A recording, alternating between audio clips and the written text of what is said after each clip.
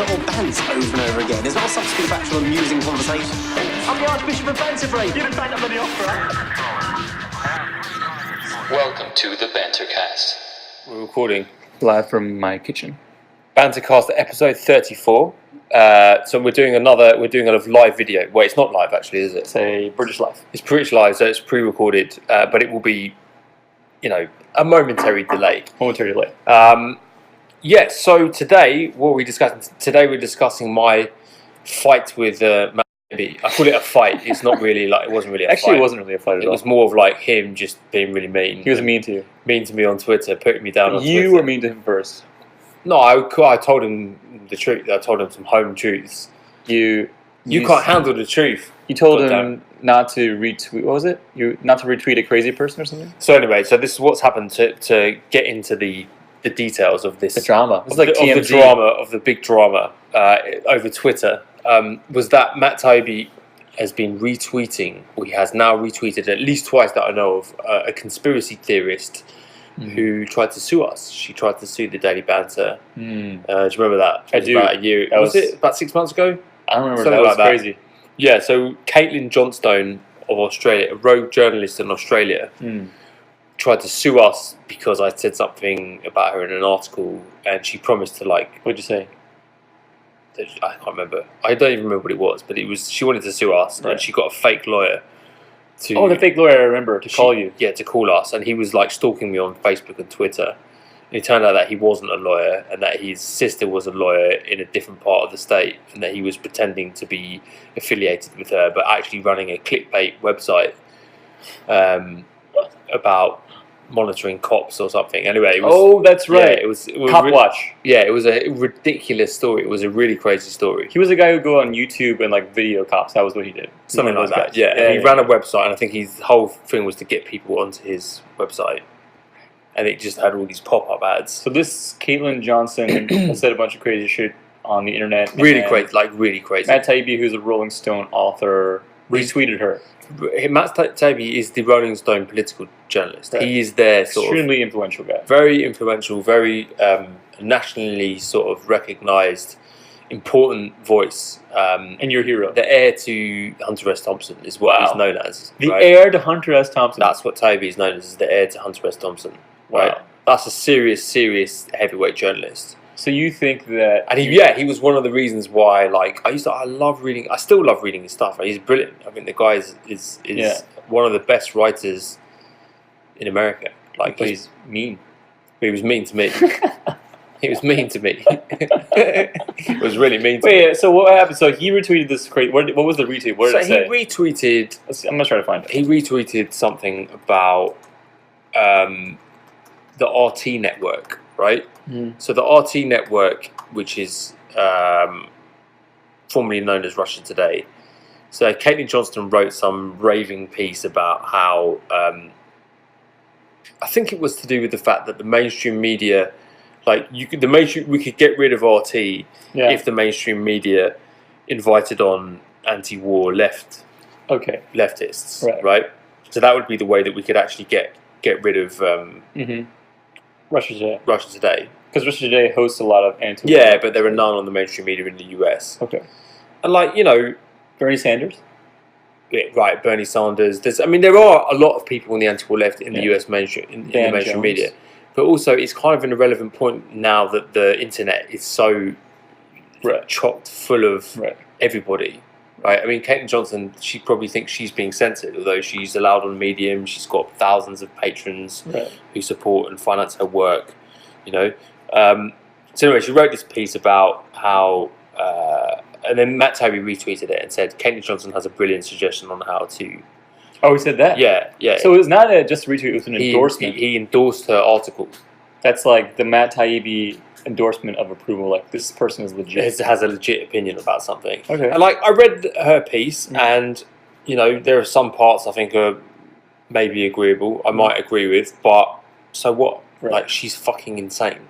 Right. She's insane. She thinks that the CIA is directing the Washington Post to print fake news stories about the Seth Rich murder in DC. Okay, yeah. Full conspiracy. Full-blown conspiracy. 9/11 was an inside job. Yeah. There are all these false flags that are going on all over the place, right? I think she was. I don't quote me on this, but there's some story about her advocating like alliances with like white supremacist groups who are anti-war or something. Like Mike Cernovich, I think she wants to ally with Mike Cernovich, who's like one of these alt-right. Alt-white. All-white. I feel like I'm alt-white. I don't want to. I can't remember the exact story, but it bored me to tears. But it's something like that. She's not a pleasant person. She was saying that we should celebrate John McCain's death. Yeah, this is the article. Her latest article is. This is the kind of person that Caitlin Johnstone She's is. loving this though. Like she loves the fact that we're talking about her right now. She loves the fact that Matt Taibbi is talking about her. Maybe not in this sense. Yeah, maybe it could be. She's a provocateur trying to make money off provocative opinions. She says, "Okay, this is why you should celebrate loudly and unapologetically when John McCain dies." That was her one of her last articles. Oh my god, that's awesome! Yeah, lovely human being, right? And then what was another one? She's written other ones. She's written other ones about glee over John McCain having brain cancer. Right. She just wants people to follow her and like her and talk about her, and the best way to do that is be controversial. Like that's a time-tested strategy to make money in the media. Yeah. No, she knows what she's doing, right? Yeah. She's pretty good at activating the fringe conspiracy theory left, right? And then angering everyone else, so they retweet her and there's a lot of outrage about her, about how crazy she is and that kind of stuff. Right. But that's good for her. The more outrage about her, how crazy she is, it reinforces to her subscribers that she's great. It's good. And we've got in fights. We've got in fights with her in the past. And part of it can be quite fun. It can be quite fun to like. You enjoy the Twitter wars though? No, not Twitter. Oh no, I don't enjoy Twitter because Twitter is 140. I mean, what are you going to say in 140? 280? Fuck off. I don't really use Twitter. I barely use Twitter at all. But I don't mind the kind of, when you're having an argument with someone, but I could do it through articles. Right. Like that's what I do. Like I construct thought pieces and I take people's arguments and I say, well, that doesn't make any sense. And that doesn't make any sense. Right. Battle raps. So, and I don't mind. Yeah, one of the, I enjoyed when she tried to sue us. I thought that was pretty funny. That is pretty funny. It's pretty funny, right? And I didn't mind, because I found it so amusing. I was like, okay, I can spend a bit of time on this because it's so funny. I mean, hiring a fake lawyer. She crowdsourced a fake lawyer on Twitter. I love it. And I think she thought he was a real lawyer. Right. This guy, Philippe Hemming or something. It was a complete joke. I remember that because we did an episode. It was he had Cop Watch. Yeah. There's an episode called Ben is Getting Sued. Yeah. And that's what that was about. I mean, I read her stuff and I just think she's crazy. Like one of my other writers, Jeremy Fassler, who's one of the other banter writers, he gets more outraged by this kind of stuff than I do. So how do you feel? Okay, this person is a provocateur, online professional troll who you don't like because she tried to sue you and she sent a fake lawyer after you. And then a person you really admire basically gives her the stamp of approval. Yes. That I have a problem with. Right. You do have a problem with. That I have a problem with. Yeah. Caitlin Johnstone writes a crazy piece. Like, she wrote this thing about John McCain, and I remember thinking, I should write a piece about that. I thought, why would I give her the time of day? Why would I give her any more oxygen? There's no need to give her any more oxygen for this kind of stuff. Right. But her whole hope is that she's planting bait. Yeah, to get more of a network effect around what she's saying. That it's perfectly logical to make money. Like that's if you analyze it from a business perspective, that's exactly how you should make money. Right, and that's what she's doing. That's what she's doing. That's how she's getting people to subscribe to her work. And she'll write a crazy book, and she'll have a crazy podcast, and and it's give some crazy speeches for money, sell some crazy merch. And the more antagonistic, the better. Right, the more antagonistic, the better, because that's the more likely you're going to activate people to pay attention, and the more you get a bigger network effect, the more you antagonist. It's kind of like high level clickbait. Yeah, it's clickbait. It's the classic provocateur business model. But she's smart. She's not. Yeah. She's crazy, but she's smart. Like, there's a reason she's targeting a big market like the U.S., not like the Seychelles or whatever. You know what I mean? Right. You read her stuff. I mean, again, also she lives in Australia. She lives in Melbourne. I love that. Like, what has she got to do with digital nomad troll? I mean, has she ever been to America? This is a woman who's in her bedroom is engaging in like a sort of like War of the Worlds type. Right. She thinks that she's this rogue journalist who's like speaking truth to power in America, in a country that has no jurisdiction in Australia. Yeah. Like what does that have to do? What does the US government and the Australian government, apart from a couple of trade deals, like what have they got to do with each other? So you really speak the same language. You're really just disappointed in the fact that your hero or a hero of yours, profoundly disappointed, puts the stamp of approval on what you think of as a crazy international provocateur troll who's just trying to make money with her crazy opinions. Yeah, the fact that he would endorse her articles or endorse an article that explicitly. And he said, like, this is what she's saying is an awesome idea. It wasn't just like, haha, retweet. It was... There was a sentence like, this is a great idea. Matt Taibbi endorses fully these opinions. Yeah, this article, this opinion. I'm like, you've got to be careful. As a journalist, you've got to be careful about who you're retweeting and who you... Imagine if the New York Times retweeted a Caitlin Johnstone piece as a legitimate source. Yeah.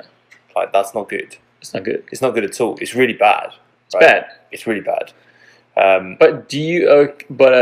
let's say... So you're saying that he has a responsibility as a thought leader to... As a sane voice. As a prominent voice. Yeah. To do due diligence on basically anyone he endorses. Yeah. I mean, look, I'm not saying that I'm perfect, right? That I wouldn't have made a mistake like that, maybe, right?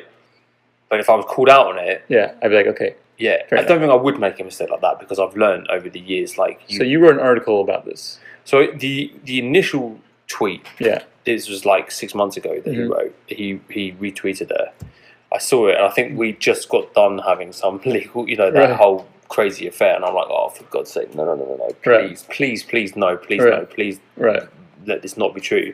So I wrote a piece saying, like, this is profoundly disappointing and disheartening that somebody like Matt Taibbi's reading this woman's work and giving her, like, retweeting her, and it's just a retweet, but it, Did you talk shit about Matt Taibbi when Reddit, where you're like, Did you let him save face? You're like he probably didn't check it out all the way. He probably doesn't know. Or were you like, Matt Taibbi, you idiot? No, I didn't. I wasn't like particularly charitable to him. I was not a dick, but like I was like, look, this is not good. You can read the piece. The piece is, why is Matt Taibbi sharing an insane conspiracy theorist rantings on Twitter? Yeah, that's the one. Oh wow, there's a whole Reddit thread on this. Oh wow, have you seen this? No, I didn't see that. Okay. Yeah, so what are people saying? Okay, should I read the top comment? Ben it's not nice about Ben. It's not nice about me. I'm on the fence with respect to Caitlin Johnstone, but I'm starting to feel about Ben you're an idiot. Yeah. like I do about the handful of mentally disorganized people in our community who I generally ignore because that seems to be the kindest thing to do. Given his personal acrimonious history with Johnstone, I suspect Cohen's blood pressure went through the roof when he saw Taibbi tweet a link to an article of hers on Medium. His was an understandably emotional, if not entirely logical response. Why I'm putting in the group of people I think it's kindness to ignore, however, is the following statement, which has little to do with either Johnstone or Taibbi. This is quoting you. The basic premise of her argument is that Hillary Clinton did rig the Democratic primary despite the incontrovertible evidence that she didn't, because Johnstone doesn't believe the legal clause in Hillary's Victory Fund agreement between the DNC and Hillary for America that states, nothing in this agreement shall be construed to violate the DNC's obligation of impartiality and neutrality through the nominating process. All activities performed under this agreement will be focused exclusively on preparations for the general election and not the Democratic primary. Furthermore, we understand that you may enter into similar agreements with other candidates. Basically, this person went on, this person goes deep. Yeah, my God, they've written So they basically think that... Hillary Clinton rigged the primary. Yeah. So even though, anyway, whatever. That was 6 months ago. That article, I think, or 5 months ago, I think, and I can't even remember the specifics about that detail, but it's bullshit. It's bullshit. These people are insane. Oh my God! So this is in the Feel the Burn. It's it's burners, right? So here's a Bernie Bros. Wow. Okay. So what they're saying is, here's what Winham is saying about you, that you excuse misogyny, but mentioning Caitlyn is unforgivable. That's the gist of what they got from your article is that you're okay with sexism, but you're not okay with endorsing Caitlin Johnstone. What? That's what they got. Yeah, this is why I loved Bernie Sanders, but I genuinely hate most of his supporters. This is crazy. The vast majority of Bernie Sanders supporters are crazy, right? Yeah. Not the vast majority. I don't know that. That's not entirely true. I'm sure there's lots of nice Bernie Sanders support. I mean, I'm one of them. I supported Bernie Sanders, but he did seem to attract these kind of fringe leftist people who. It's kind of like if you're on the fence about Caitlin Johnson, your opinion doesn't really mean anything, right? So here is what Matt Taibbi said. He said Caitlin Johnson comes up with a brilliant plan to silence RT that will never be enacted in America. That is an endorsement. That's right? an endorsement. That's an endorsement. Unless he's being sarcastic. No, they're not. That's an endorsement. It's not. He's not being right. And she's saying the way to get RT out of business is to... The reason RT is in business is basically what she's saying is that they allow leftist and anti-war perspectives on their shows. Okay, so she wrote an article about... Yeah, and but what she's fundamentally... Again, there's this whole sort of like excuse for RT Network in... right, and the excuse is they give us a voice. They give us a voice, right? But if you look at what the RT Network is about, the RT Network is about promoting Russian propaganda, and it's about sowing. Sure, yeah. It's about sowing discord and discontent in America, right? So they've hired some truly insane people, conspiracy theorists, like crazy conspiracy theorists from all over the spectrum, right? Some guy who was arrested carrying machine guns down in DC to protest his Second Amendment rights or something like that. Oh, so they just like full on crackpot. They hire fringe activists, right, to become presenters who are not presenters, who shouldn't be presenters. And the reason why they're doing this is, to sow discord in America, right? Like if you genuinely believe that Vladimir Putin endorses this viewpoint because he's an activist, right? He cares about social justice. He's an anti-war, right? This guy is a fascist thug. This guy is a homophobic, racist, right, gangster who rose through the KGB. And how many people would you think Vladimir Putin has personally murdered in his time? Like personally, more than zero. Huh? More than zero. More than zero, right? Yeah. More than zero, and maybe less than 100 himself, but like, you know what I'm saying? Like he's not a nice guy, and his government is not a nice government. He's not. They certainly don't have an alignment of interest. Other than, well, the alignment of interest is people want attention on the internet, and the RT network is going to give people attention. Yeah, because it's good for their viewers, and to promote what they want, which is. But they're not trying to make money. They're not trying to make money, RT. No, I don't think they monetize their stuff. They can't sell any ads. Right. But what they want is people to watch them. They want viewers. I think I think what they're trying to do is I think they want to sow discord. Right. But in order to have discord, they want to get their viewers up. Yeah. So that's what they're doing. They're both incentivized to do that to get right. And yeah, they had. I mean, I used to go on RT, so I know I know a lot of people who work at RT because I used to go on RT. Yeah, good people. And I like the people. I like the people, but a lot of them were hired because of a certain viewpoint they had. Right. And I think that they would say that they were not biased. And I don't think they personally are biased, but it's like, but they were hired. They're cherry picked. They're cherry picked because of their views. I need to let my dog outside. Come on. Mark's letting his dog out. Brief interlude. Okay, interesting. So, you and Matt Taibbi had a conversation. Yeah. Where he hurt your feelings. Yeah, my feelings. I don't want to, I won't go into the actual. He directly messaged me on Twitter, and I'm not going to go into it because I don't think this is going out in public. Right. If you want to read that, you have to go and become a Banter member. Pay money for it. Pay money for this. Correct. Because that's the right thing to do. It's the right thing to do. No. I mean, I was going to. If you're talking about it purely on a business terms, I would have made more money publishing this publicly. But it wasn't like such a. I've seen it. It's not like it was just like it wasn't really an argument. Yeah, he was like snippiness. It was kind of like, really, dude? And then other stuff. Yeah, and then other stuff, right? Yeah. And it was, look, I think as between sort of journalists, you don't publish these things publicly. Like it's a dick move to publish these things publicly. That's like a dick pic. Yeah, it's like publishing a dick pic. Yeah. It's like your ex publishing a dick pic, right? Well, so I didn't. Anyway, so I camera big enough. Right, I put it behind the paywall, so it's not public. You can't. Oh, so you did publish it? Yeah, but behind for members. Okay, which is like it's a less of a dick move. You're just charging money for access to it. Yeah. Isn't that just as bad? It's a limited audience. But I wanted to get it out. But now they can just like save it and like put it on the internet. Yeah, but people who are generally Banter members are like, A, there are not like that many of them. Yeah. B, there's enough. There's a few, but it's like I know a lot of these people. Yeah. These people have followed our site and my writing for years now, years and years and years and years and years. So I would almost be 100% certain that nobody is going to screenshot that and share it on the internet.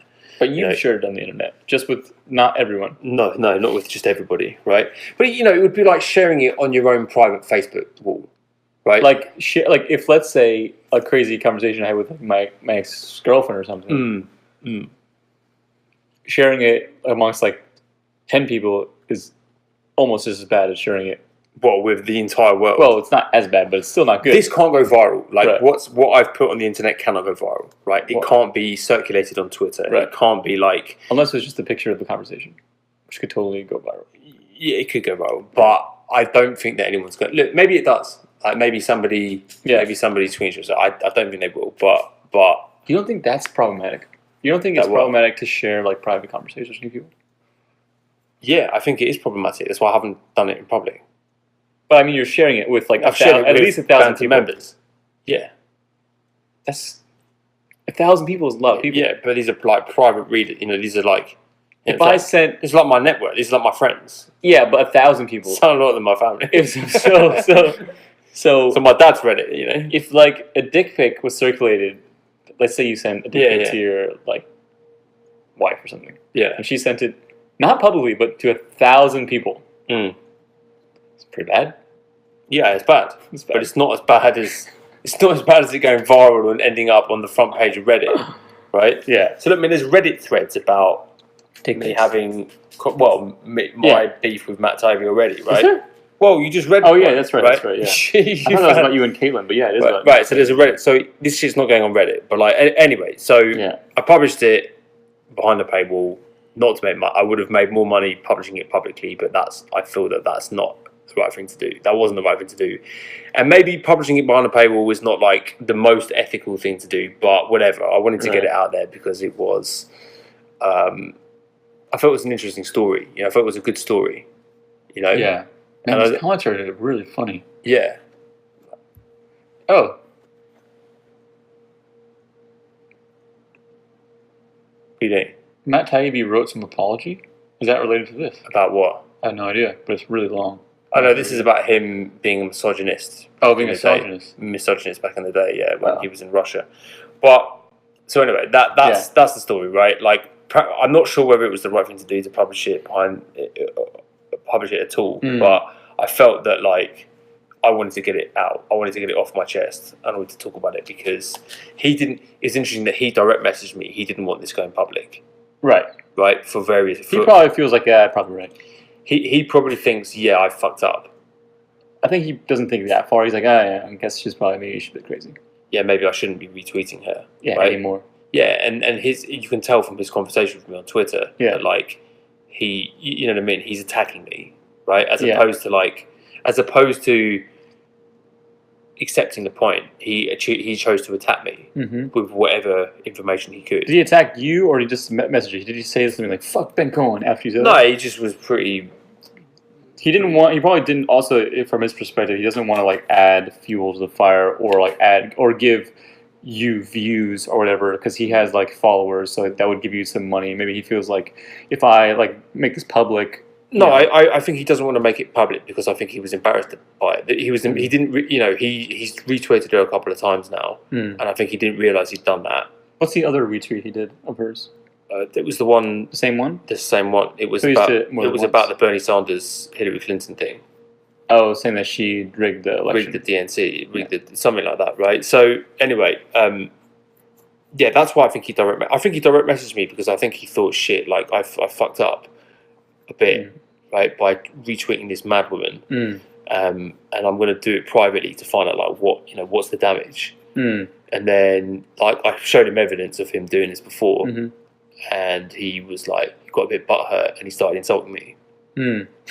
So yeah, so I'm like, well, okay, well, fine, I'll publish it. Yeah. To our banter readers, I'll show them what, Do I think it? I don't know. I'm not sure whether it's the right thing. I've done it now, so yeah, it's done. It's done. So anyway, it's up. If anybody wants to read it, they can. You can have a free trial, and then you can get your money back afterwards if you really don't want to pay. It doesn't really matter to me. Anyhow, that was the deal.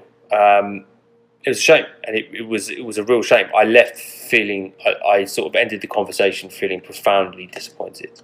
That's it. You're that much disappointed. You're like, I was very disappointed, profoundly disappointed. Like it's a really big deal for you that he would be. So he retweeted this crazy person. Yeah, I find it very, very disappointing. That bad? Very disappointing. Yeah. Equivalent of like what's an equivalent like for something not related to media? Yeah, it would be like the New York Times citing Caitlin Johnstone as a source, right? Or some other crazy conspiracy theorist, right? Alex Jones. Yeah, to me, it's like. Would you be as disappointed if he was like, Alex Jones is a great idea on how to fix RT? But that would be funny because he would be doing it satirically. What if he was like genuinely agree? Yeah, then I'd be like, I'm never reading. Disappointed. No more. I mean, Alex Jones is really truly off. Caitlin Johnstone is not stupid woman. Right. She's not stupid. She's crazy, but she's not stupid. Alex Jones is stupid and crazy. He's not a bright guy. Right. He's quite funny. He's really funny. He's really funny, but he's not bright. He's super entertaining. Yeah, he's an entertainer, but he's not a bright guy. Watch the Joe Rogan Alex Jones. Yeah, he's crazy. He's fucking great. Yeah. He's great. But you couldn't. He can't make logical. You couldn't have a proper conversation with him. No, he's crazy. You could have a conversation with Johnstone, probably. Right. As in, you'd probably want to shoot yourself afterwards because you like being lectured by some sort of like fire and brimstone preacher. Right. About the U.S. evil empire and that kind of stuff. The media is such a funny business. It's very much like feeds off itself. Yeah. Because like part of the business model is like opinion.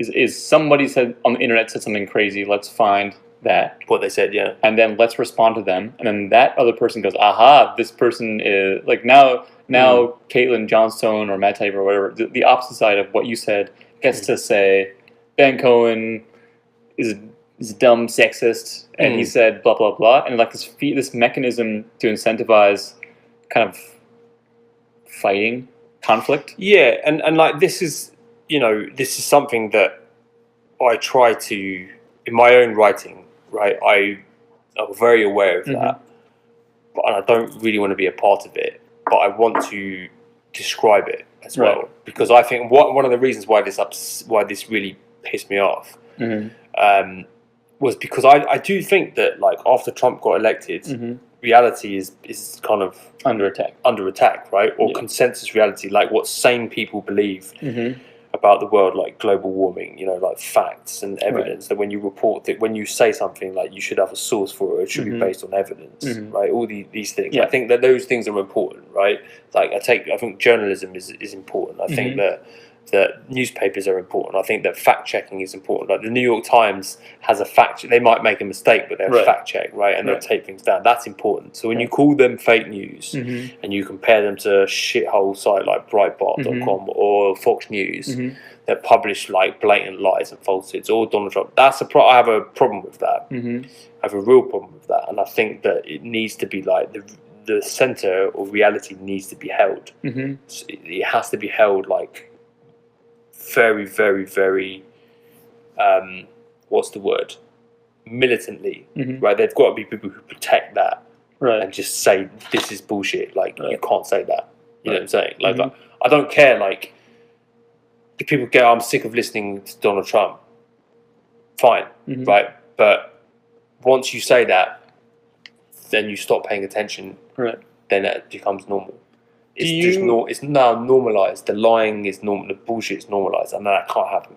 Do you tell your stories? I've got super serious now, super deep. It's alright. Yeah. But like when you tell that story, are you basing it on evidence, or are you basing it on your opinion? What do you mean? Well, like, is Donald Trump lying? Well, no. I mean that I'm with you, but like holding the center, for example. Like the thing I'm noticing a lot, which is why like I don't really read that much in the press that much anymore, is I feel like people say something I might agree with, something like that, but like it's presented as a think piece, and it's not really.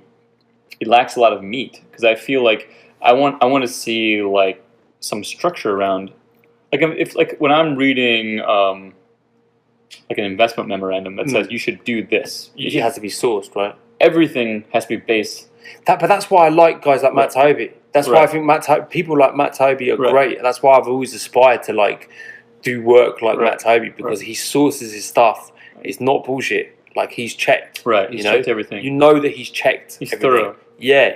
That's when I read what's he retweeted, because I know that he's checked it, but he hasn't. So that's what really got to me, was that like he just hadn't checked. I'm curious to see what. And he didn't make the mistake once. He's made the mistake twice in a bad way. Right. Let's see here. And a lot of people jumped on him for that. A lot of people like went for him. Oh, Caitlin Johnstone is messaging Taibbi quite a lot. Saying what? Oh, just like chiming in. Oh, here it comes up with a brilliant plan. I just want to read some of the Twitterers. The Twitterers. Jerry Burke responds, "Great. Does she have any ideas on whether gasoline fires can melt steel?" Yeah, she does. Exactly. She does. I will never understand why sane, normal people defend you, Matt. Your politics are repulsive as they were back when you were in exile. Yet how about we don't make space for Holocaust denial and white supremacy on mainstream networks? No platform for fascism. Oof. A lot of people got upset about him for this. Yeah, that's my right. That's my Jeremy Fastly, yeah. That's your writer?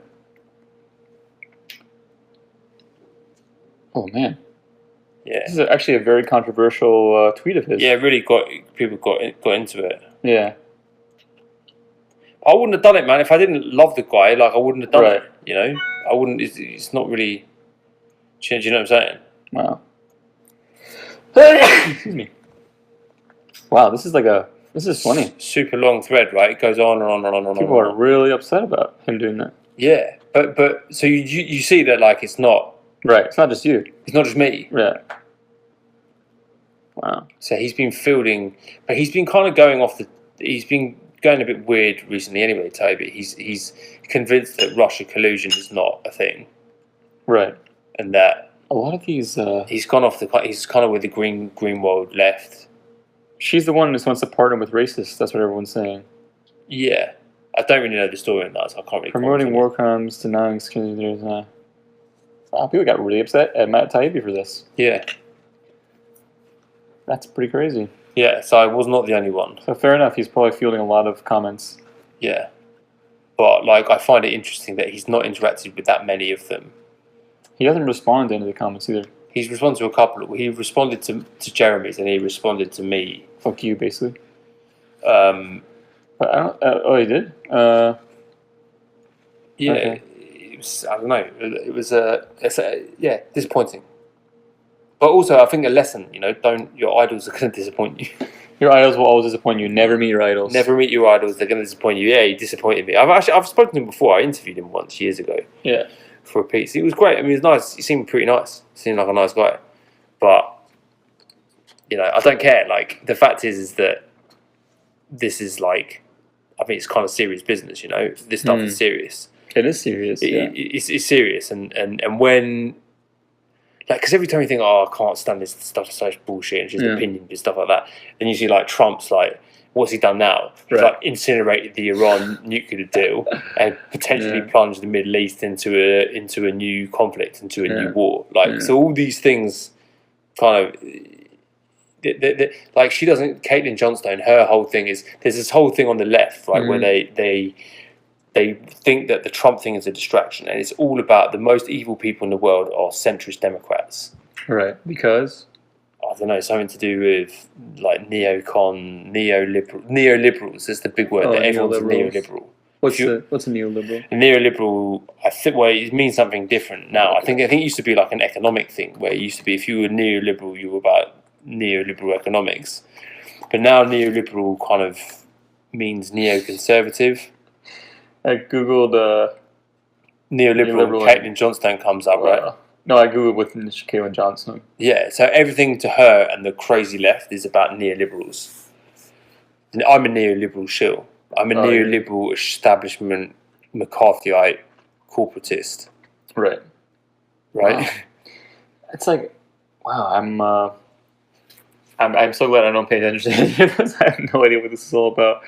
So these are the sort of like ideological sort of wars that are going on. People going on the internet yelling at each other and doing nothing. But it's more serious than that because of course it's way more serious than that. It's like the political spectrum is like fracturing into kind of crazier and crazier pieces. Right. And one of the left is going dangerous. There's a big part of the left that's got dangerously crazy.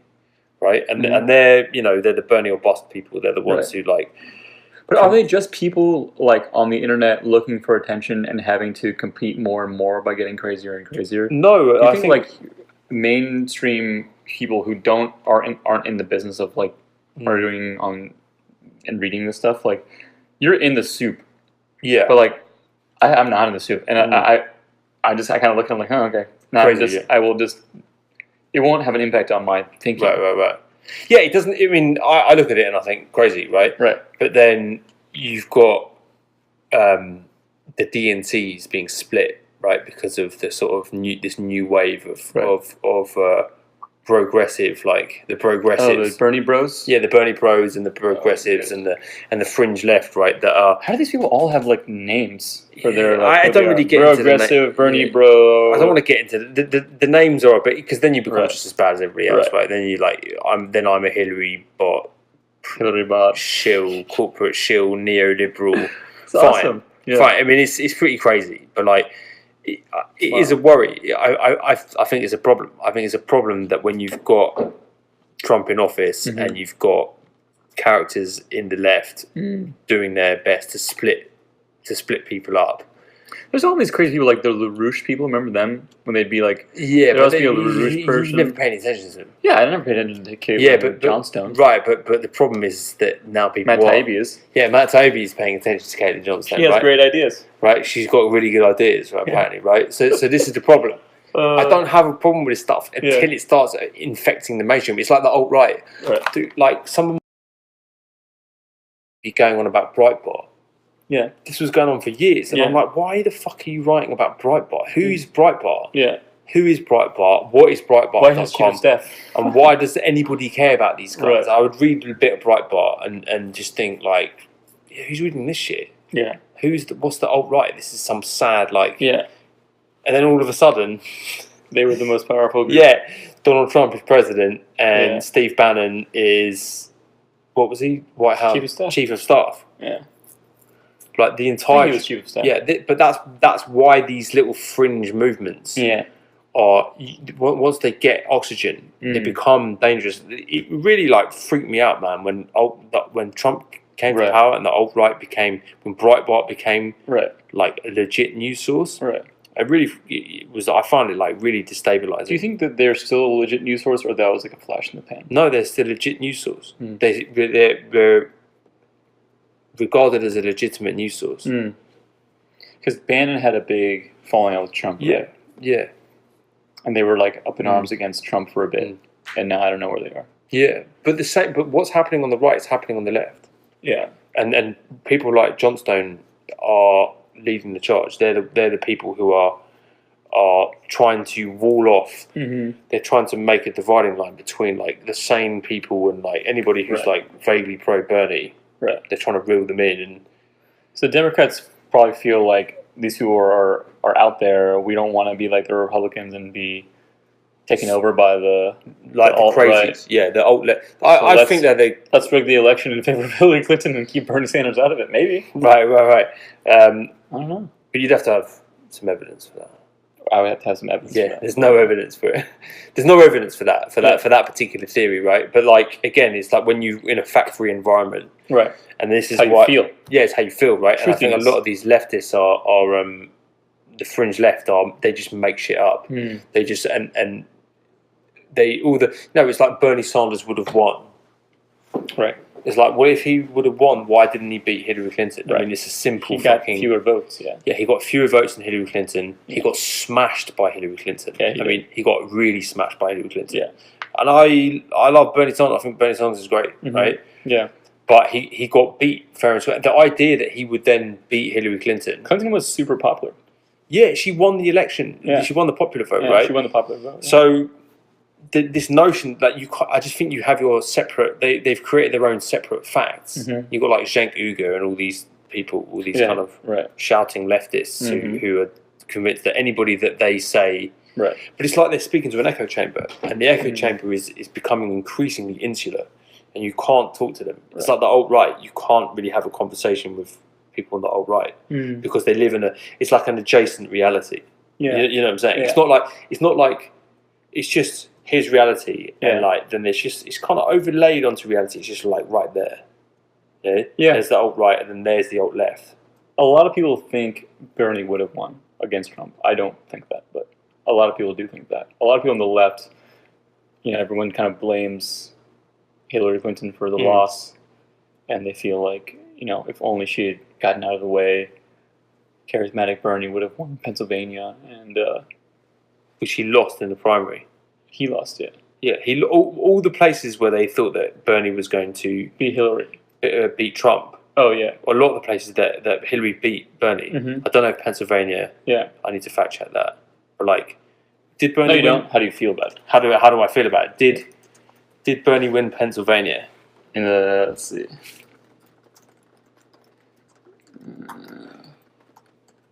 Let's have a look. Yeah, we're gonna fact check. Let's fact check. Here we go. Bernie didn't win a single East Coast state except for like once you get to Vermont and stuff like that. But he lost, Philly, Pennsylvania, New Jersey, North Carolina. Right, but he would have beat Trump, right? Good point. He would have beat Trump. Hillary Clinton fucking beat the shit out of him. Yeah, Holy he got shit. Smashed. He got smashed, and people do these. Not even close. 3 million more votes. Yeah. Damn. Why is this controversial? I don't understand why people just can't accept. It's just reality. It's not crushed him. I don't care. Like I prefer Bernie to Hillary. Right. I don't care. It's not about who I like. Right. It's about reality. It's about facts. Dude, poor Martin O'Malley. Martin O'Malley got fucked. But do you see what I'm saying? Yeah, I see exactly what you're saying. You see what I'm saying? Damn. Right, but this is what I see is going on. Right. This is what I think is going on. I think what's going on is a dangerous polarization, and just because I'm somebody who says vote for Hillary Clinton tactically because like this is going to be a fucking disaster if we don't, and that I don't think that the ideas about like free college and free healthcare for everyone and 100% jobs and all that kind of stuff, the Bernie Sanders stuff is like it sounds great, but you have to get that stuff done.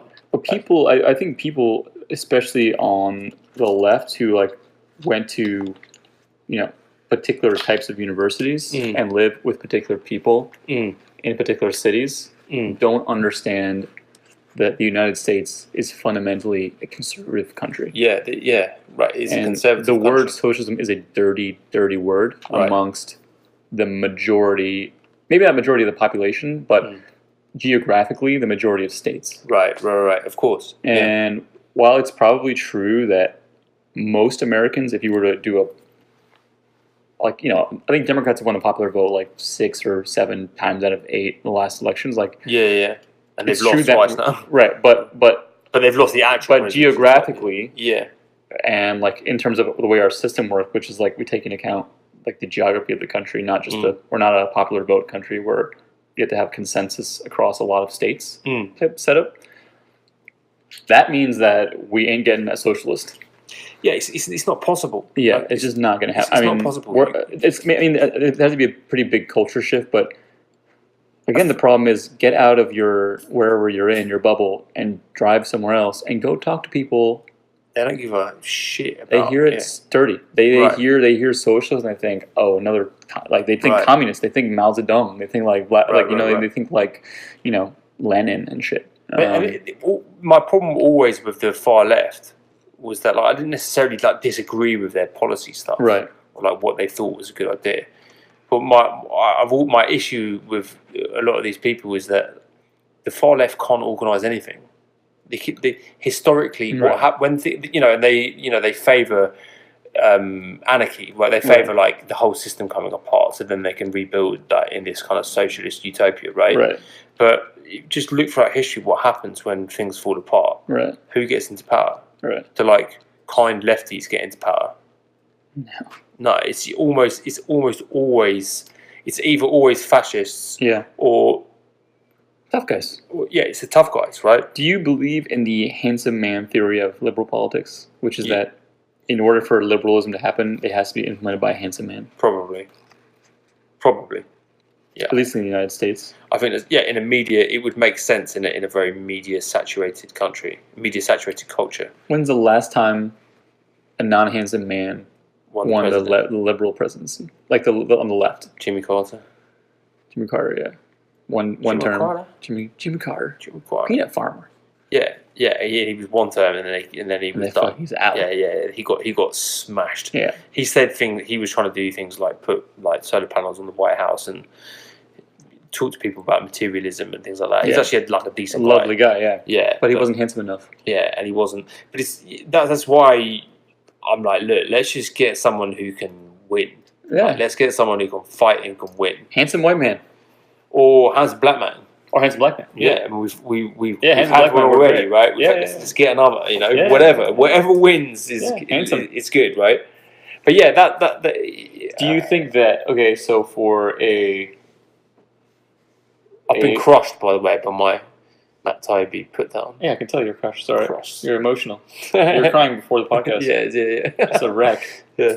Well, so that begs the question. If it's victory first, how do we have social change?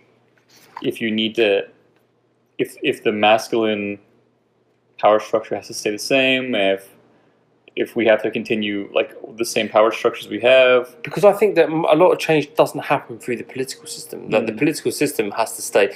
You just right now we've got an infrastructure that works, that does that has an effect. You've got a public education system. Yeah. You've got clean water for the most part around the country. You've got an environmental protection agency, right? Yeah. That stops that stops rivers being polluted, that stops forests being burnt down, loggers from decimating virgin forest territory. You do have an infrastructure that kind of works, right? Whether that system itself, whether you could start again and create a better system, I'm not sure. Maybe, right? But it seems to me that if we have that system in place, you want competent people who would make intelligent changes to it, right? As opposed to crazy people with no ideas who want to just destroy everything and allow corporations to take over. Can I admit something to you that's kind of embarrassing, but I feel like it's something that's happening to me? You voted for Trump? No, I'm just kidding. But the more I hear Trump being criticized by these far left crazy people, the more I like Trump. But the far left's not criticising him. The far left don't criticise him. They criticise Hillary. They're still criticising Hillary Clinton. No, I always see Trump says something obviously controversial with the intention of sowing chaos. Right. And then everyone loses it, and the whole internet is flooded with opinions, people losing think pieces and opinions. And I'm just God, this guy's really good. This guy knows exactly how to manipulate all these. He's way smarter than all these people. He understands exactly how to play. He's playing all of them, all the time. And that comment from that comedian, what was her name? She gave a talk. She's like, Melissa. "You guys are all making a fucking fortune off him. You should kiss his ass because you made him, and now you're making money off of him." And the whole the media seems like an industry built on waiting for Trump's next crazy statement and then selling ads. You know what I mean? No, I agree, and I think he's smarter than all these fucking people because he's playing them like a fiddle. He's played the media system very well. Perfectly. He did this during the primary. Yeah, right. He did this during the primary. Ugly wife. Your wife's ugly. You have low energy. You killed Kennedy. Your dad killed Kennedy. But the problem with the way that the media system is set up, right, in America, particularly the corporate media is set up, is that it covers politics like a horse race. Right. It covers it like a sport. Right. Trump said this. Trump did this. Trump's up. Trump's down. Look at this. This is what Twitter said. This is what this person said. Right. When it's like you're in the middle of it. Like I just found myself in the middle. I think that's why Ches, one of my writers, I think he OD'd on heroin because I think couldn't take it. Yeah, because you're in a sort of mind fuck loop where you have to report on this stuff because that's what's happening, and like it is the biggest news out there. You've got a madman in charge of the most powerful country in the world who can't pay attention for more than 2 minutes at a time. No, that's not true. He just knows how. No, he can't. He genuinely can't. Do you know how his aides get information to him? No. They go on Fox and Friends. He has aides at Fox News, right? Who they go to Fox News and they talk to the producers and they say, look, like we're trying to get him to listen to this. Right. So if you guys could talk about it, then he'll listen because he only watches Fox. They did a study recently. There's a great study of looking at Trump's tweets and they've matched the timeline with the Fox News lineup. Right. So all he does all morning is watch Fox News and tweet out responses to what's happening on Fox. That's awesome.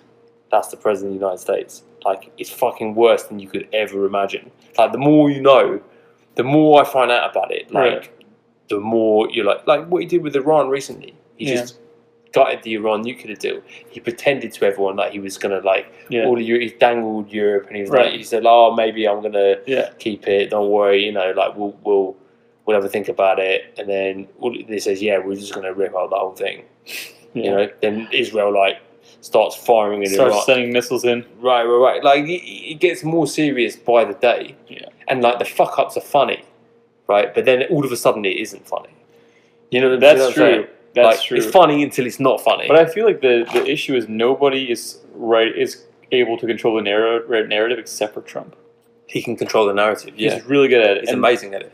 And that's something the left has never been able to do. They can't control the narrative, No, it's always really in the hands of the conservative media, and they figured out how to do that. And I don't know why it is that the left can't to take the initiative. It's an interesting. The problem is, I think that the only way you could do it is by getting somebody. He could even be. I think how you beat somebody like Trump is through just basically hard work and graft and careful. I think Obama would have beaten him. I think Obama would have beaten him too, pretty handily, because he would have crushed him in the debates. Yeah, he would have looked better. He would have looked better because he's more handsome. He's more charismatic, and he's smoother. He wouldn't have any gaffes. Right. He's a gaff-proof fucking guy. Right. The guy's a Rolls Royce when it comes to speaking. Public persona, amazing. And the narrative would have been perfect. He would have controlled the narrative by making it a racial narrative. Right. And perfect. That's where Trump is weakest. Having that being a racial narrative, Trump is super weak. And Obama doesn't have to even play that publicly because the media will do it for him.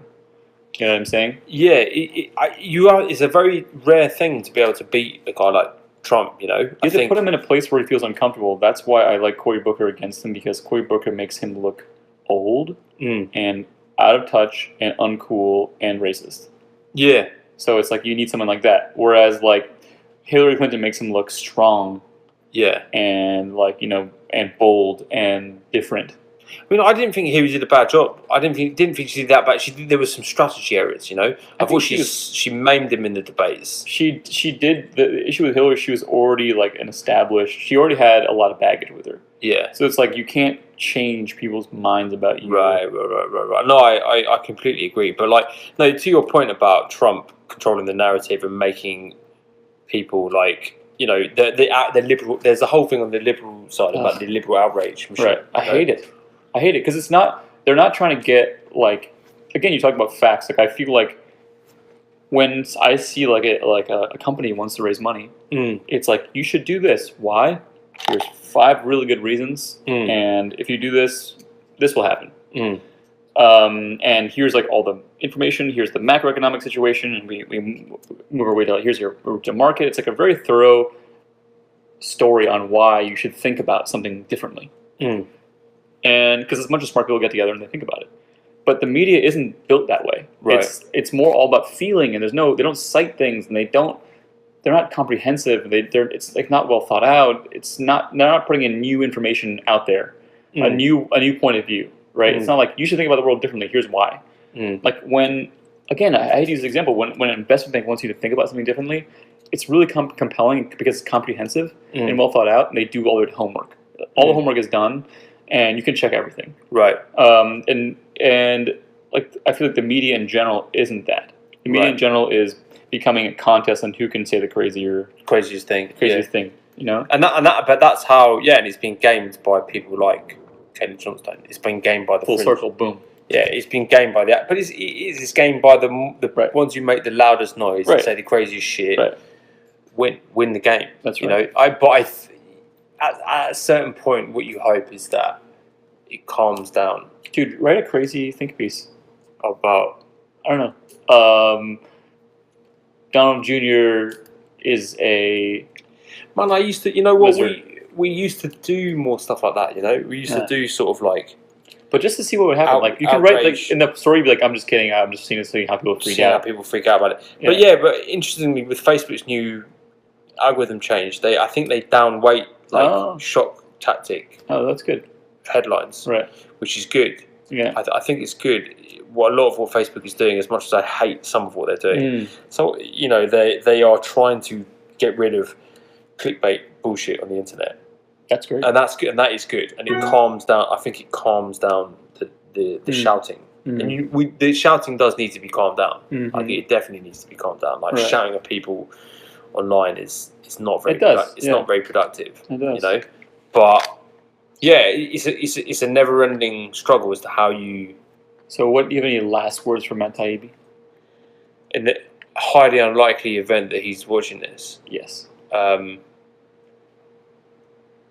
Yeah, I still love you writing, man. Like, it's great. Like, he did his piece on Facebook that he published a couple of weeks ago. It's one of the best pieces of journalism I've ever read. It's unbelievable. It's a fantastic read. Yeah, and I did you a favour. You're welcome. I did you a favour. You're welcome. You're welcome, Matt Taibbi. You're welcome, Matt Taibbi. Like, don't do something dumb like that again. I'll have to leave it at that. Yeah. All right. Thanks, everybody. And check us out. Yeah, subscribe to the YouTube channel. YouTube all day. Subscribe to the YouTube channel. Subscribe to the YouTube channel because, you can then... I haven't been using the camera. I should use the camera. Yeah, this is kind of cool. Well, I mean, I haven't been able... Are we still recording? Yeah, we're still recording. Okay. Yeah, so you can see me now. Like, all right, please subscribe to the YouTube channel below and YouTube so you can follow everything we do.